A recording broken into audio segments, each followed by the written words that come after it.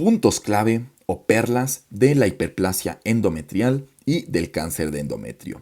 Bueno, estos van a ser los puntos que vamos a tocar y vamos a empezar diciendo que decidí pues juntar estas patologías debido a que comparten muchas cosas en común, comparten factores de riesgo, clínica, algoritmo diagnóstico, entonces por eso las vamos a estudiar juntas y nada más vamos a ver cómo se hace el diferencial. Entonces, para empezar vamos a iniciar definiendo la hiperplasia endometrial, que también es una definición que aplica para el cáncer de endometrio, porque el cáncer de endometrio finalmente es una hiperplasia endometrial. Entonces, hiperplasia endometrial se va a definir como un crecimiento que va a ser excesivo del endometrio, que va a ser, va a ser originado o, sí, provocado por estímulo mantenido de estrógenos. Entonces, crecimiento de endometrio por estrógenos. Esa es nuestra definición. Y bueno, yéndonos más al lado de cáncer, tenemos que el más común en el cáncer de endometrio va a ser el adenocarcinoma. Y vamos a tener una definición o una clasificación. Y bueno, esta va a ser en dos tipos, tipo 1 y tipo 2. El tipo 1 va a tener relación a estrógenos, se va a asociar sobre todo a tumores mejor diferenciados, con mejor pronóstico y a mujeres de 55 a 65 años. Y este se va a ocasionar por una mutación en el gen PTEN. Y el tipo 2 no va a tener relación estrógenos, va a ser ocasionado por una mutación en HER2 y en P53 o en P53. Y bueno, lo característico de este es que va a ser mucho más agresivo porque es menos diferenciado. Entonces, primera cosa que hay que saber en cuanto a las generalidades. Ahora, factores de riesgo. Los dos comparten los mismos factores de riesgo que, como lo vimos en la definición, va a ser una estimulación estrogénica sostenida. Entonces, estimulación con estrógenos va a ser lo que compartan ambas patologías. Entonces, esto va a ser, bueno, puede ser por a lo mejor sustitución hormonal, puede ser también por anticoncepción, etcétera, ¿no? Entonces, eso va a ser lo característico. Y bueno, nada más recordar que esta estimulación estrogénica se va a asociar también sobre todo a bueno, no a patologías, sino a situaciones como por ejemplo que tenga una menarca temprana la mujer, lo cual la va a hacer durante más tiempo de su vida tener esta estimulación estrogénica o una menopausia tardía, que va a ser lo mismo, más tiempo de estimulación estrogénica. Y también se va a asociar a el uso de fármacos como el tamoxifeno.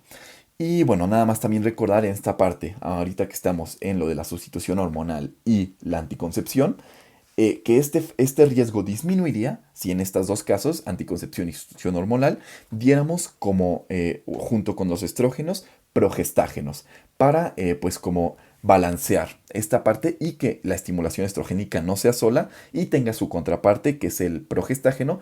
Y bueno, si diéramos progestágenos, se contrarrestaría esta parte y no aumentaríamos tanto el factor de riesgo tanto de hiperplasia como de cáncer de endometrio. Nada más mencionar eso.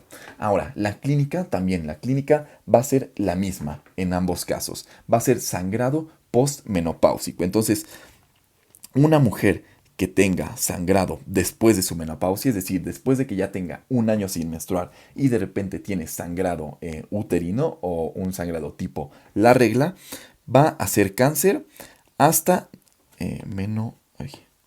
menopáusico. Va a ser cáncer hasta no demostrar lo contrario. Entonces ahorita es la primera diferenciación que hacemos.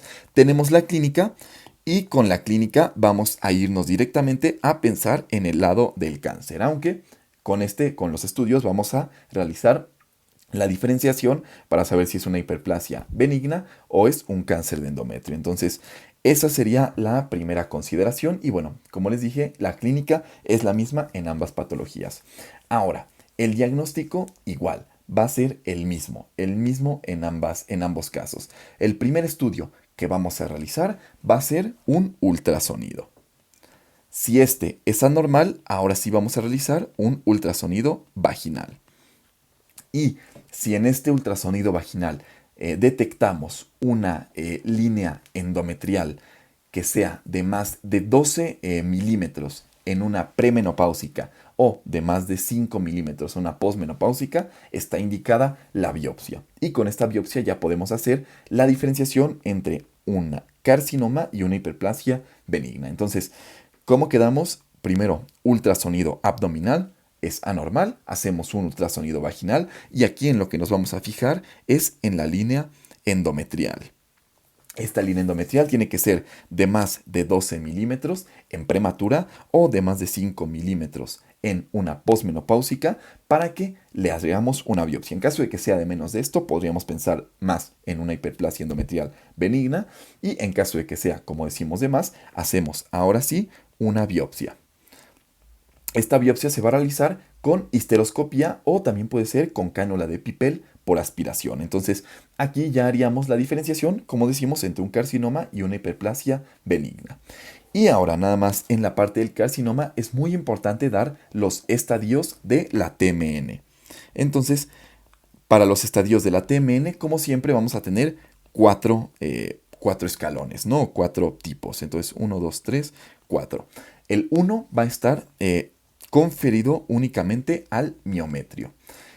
En el caso del 2 ya va a abarcar el estroma cervical.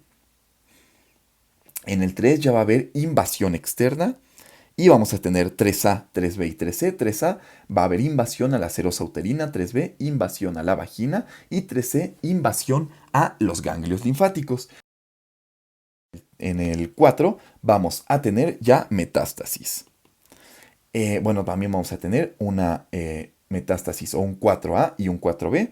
4A va a ser invasión a recto o vagina y 4B va a ser invasión a distancia. Y eso sería todo en cuanto a nuestra, pues como tal, a nuestro diagnóstico y a nuestra estadificación. Y ahora sí, el tratamiento es lo que va a cambiar en ambos casos. En el caso de la hiperplasia endometrial, el tratamiento va a ser con histeroscopía y ablación por legrado.